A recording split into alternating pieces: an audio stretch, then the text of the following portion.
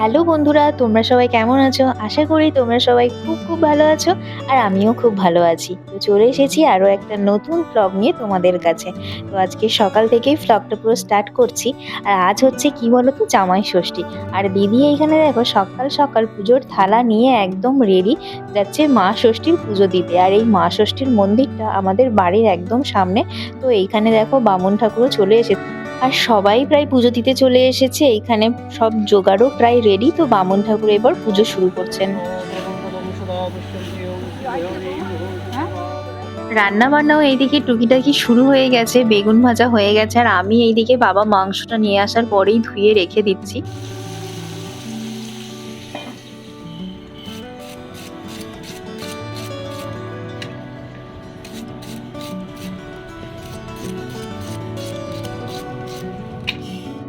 আজকে যেহেতু রান্নাবান্নায় পেঁয়াজটা অনেকটাই লাগবে, তো মা এইদিকে আগে ওই জন্য পেঁয়াজটা কেটে রেখে দিচ্ছে।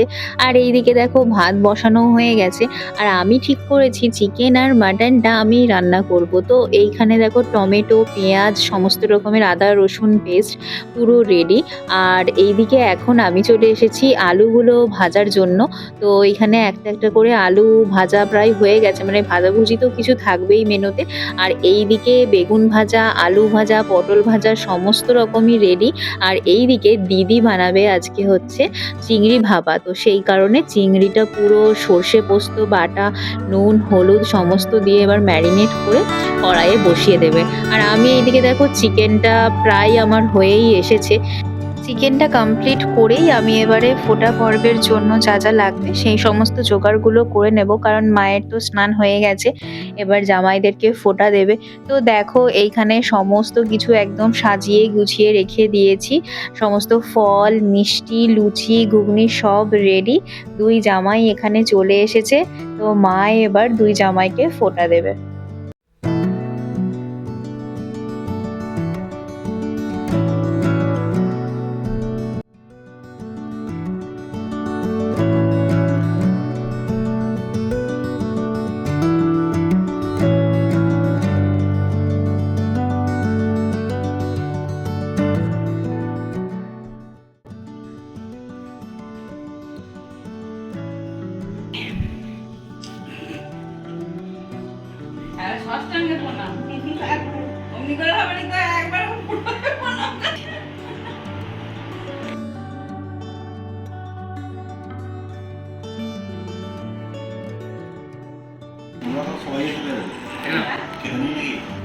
না, তোমরা এখন খাও না।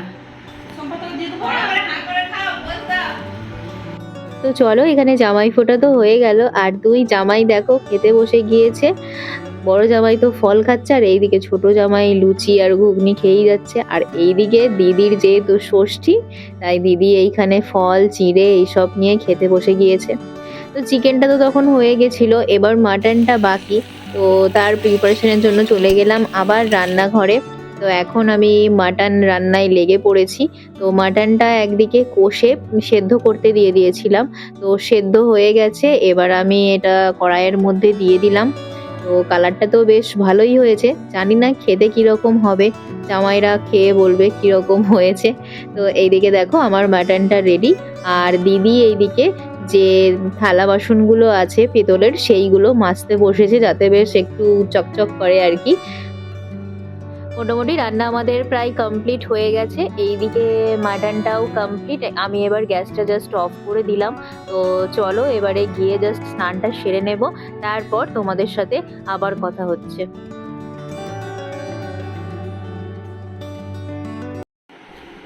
স্নান টান করে দু বোনে এখন এই একটু ঠান্ডাতে বসেছি, নিচে এত পরিমাণে গরম, আর রান্না করে তো দুজনের অবস্থা খারাপ। ও তো সেই কোন ভোরে উঠেছে, উঠে পুজোর জোগাড়, পুজো টুজো ওই দিকটা ওই সামলেছে, আমি এই দিকটা যতটা পেরেছি করেছি, মাও করেছে, মানে সবাই মিলে হয়েছে আর কি।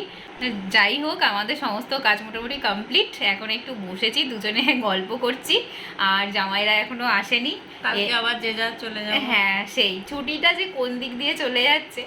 আর এবার জামাইরা আসবে, তারপরে এবার খেতে দেওয়া হবে ভালো করে সাজিয়ে গুছিয়ে।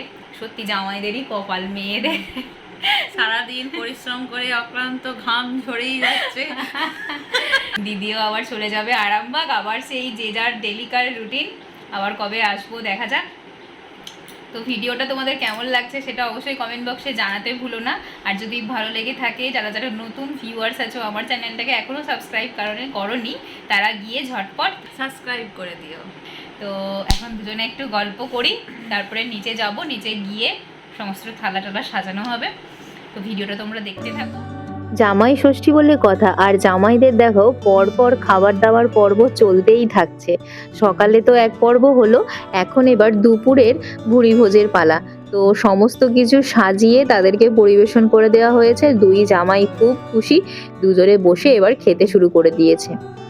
তারপর তো দুপুরে একটা ঘুম দিয়ে বিকেলবেলা উঠে মনে হলো একটু কোথাও ঘুরতে যাই, ঘুরু ঘুরু করছিল মনটা। তো আমরা চারজনে বেরিয়ে গেলাম বিষ্ণুপুরের উদ্দেশ্যে।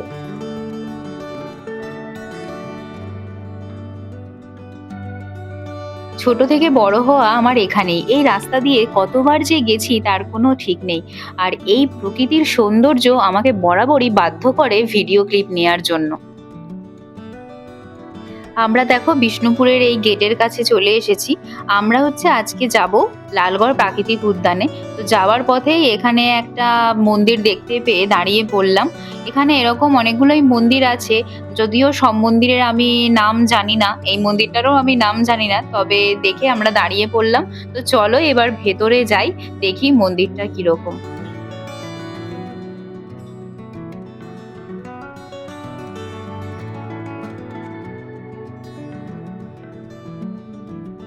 মন্দিরের ভেতর চলে এলাম, আর এখন রোদ্দুরটাও অতটা নেই।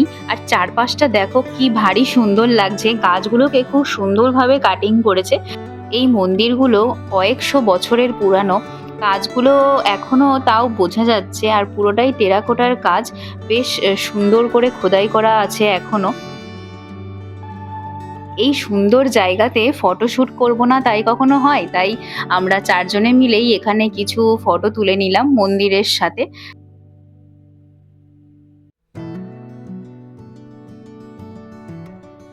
এই জায়গাটা বেশ দারুণ লেগেছে, একদম নিরিবিলি, আর বেশি কেউ সেরকম লোকও ছিল না, তাই আমরা প্রায় অনেকগুলোই ফটো তুলে নিলাম।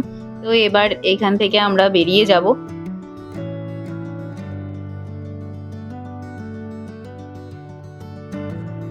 যেতে যেতে দিদি বললো চল আরো দুটো ফটো তুলি। তো এইখানে দেখতে পাচ্ছ যে বসার জায়গাটা আছে, সেইখানে দুই বোনে বসে কিছু ফটো তুলে নিলাম। আসলে দুই বোনে তো সেম সেম ড্রেস পরেছি, তাই দিদি বলছে চল একটু বেশি বেশি ফটো তুলি।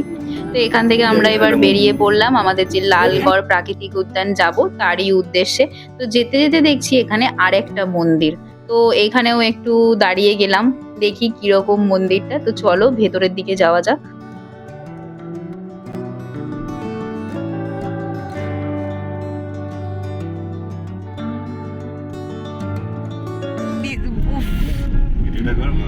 আজকে আমরা বেরিয়েছি বলেই আজ মেঘের এই অবস্থা, না হলে একদিনও বৃষ্টির দেখা ছিল না। আজকে হঠাৎ করে পুরো মেঘ ধরে গেল।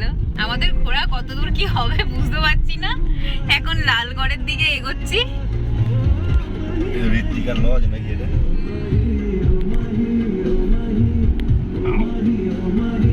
সবাই পালাচ্ছে বৃষ্টি আসবে বলে, আর আমরা ঢুকছি, বলবে এদের বেশি। ওই তো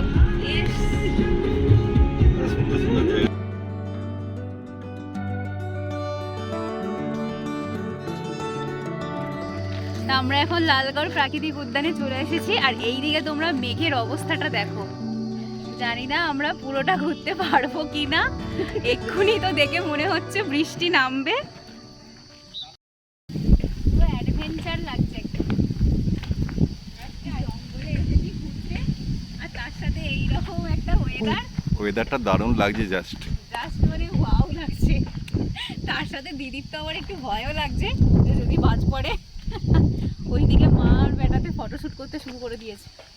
ওদিকে পুরো দেখো, পুরো একদম কালো হয়ে গেছে ওয়েদারটা।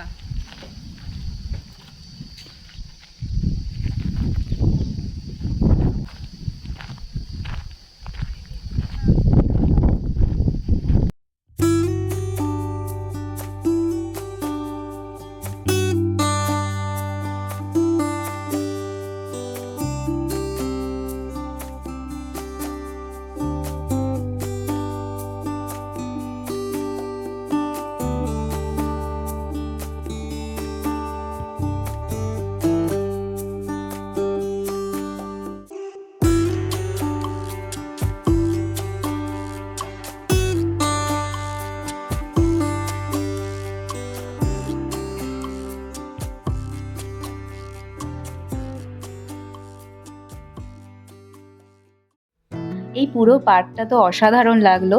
আর দেখো এই পার্কের মাঝখানে একটা কুয়ো মতন আছে।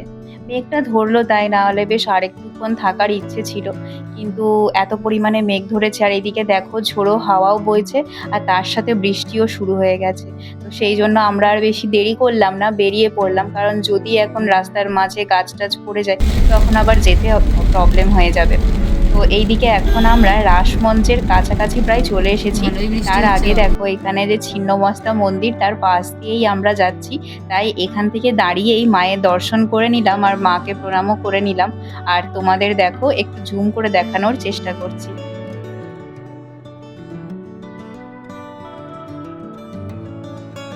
দেখে বুঝতেই পারছো কি পরিমাণে বৃষ্টি শুরু হয়েছে। তাই এই বৃষ্টি দেখে আমাদের মনে হলো এবার একটু চা খাই। তো দোকান দেখেই দাঁড়িয়ে পড়লাম চা খাওয়ার জন্য। রানী সবাইকে চা সার্ভ করে দাও।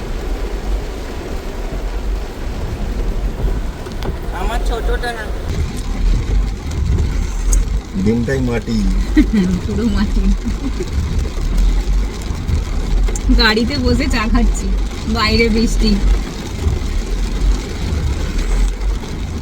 রাহুল বাল কি করছেন ওদিকে? দিদি ওই কোন থেকে দেখছে? দিদি আপনাকে চা দেয়নি? ও দিদি আপনাকে চা দেয়নি?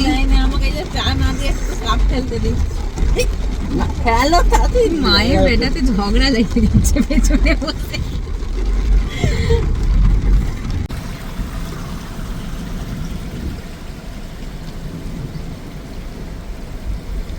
রাসমঞ্চের বাইরে দিয়ে চলে যাচ্ছি।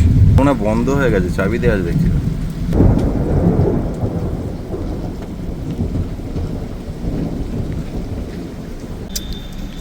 কি খাচ্ছ? গরম গরম সিঙ্গারা, আর তার সঙ্গে চা কই? চাটা আগেই খাওয়া হয়ে গেছে। রাস্তায় যেতে যেতে সিঙ্গারার দোকানটা দেখতে পেলাম, ওই জন্য। কিসের সিঙ্গারা এটা? একটা হচ্ছে চাউমিনের সিঙ্গারা, একটা আলুর। এখানে চাটনি একটু হলে ভালো হতো, চাটনিটা মিসিং। আর এই বৃষ্টি পড়ছে, গাড়িতে বসে বসে খেতে ভালো লাগছে না, মনে হচ্ছে বাইরে বেরিয়ে খাই।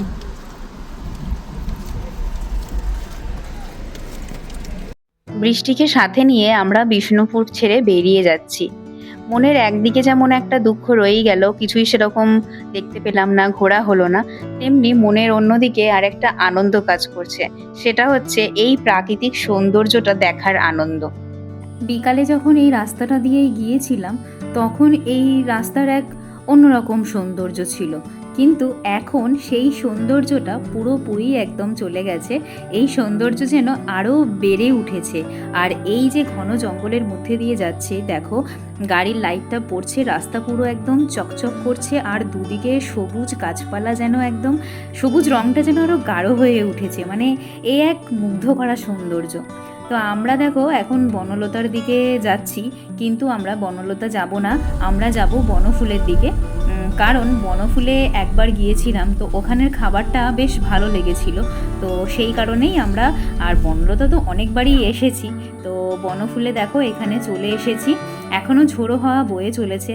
আর আমরা এখানে অর্ডার করলাম চিকেন পকোড়া, আর তার সাথে ছিল বিরিয়ানি। তো আমাদের ডিনার প্রায় এইখানেই কমপ্লিট হয়ে গেল। তো চলো আজকের ভ্লগটা এখানেই শেষ করছি। তোমাদের ভ্লগটা কেমন লাগলো অবশ্যই জানিও। তো চলো, টাটা।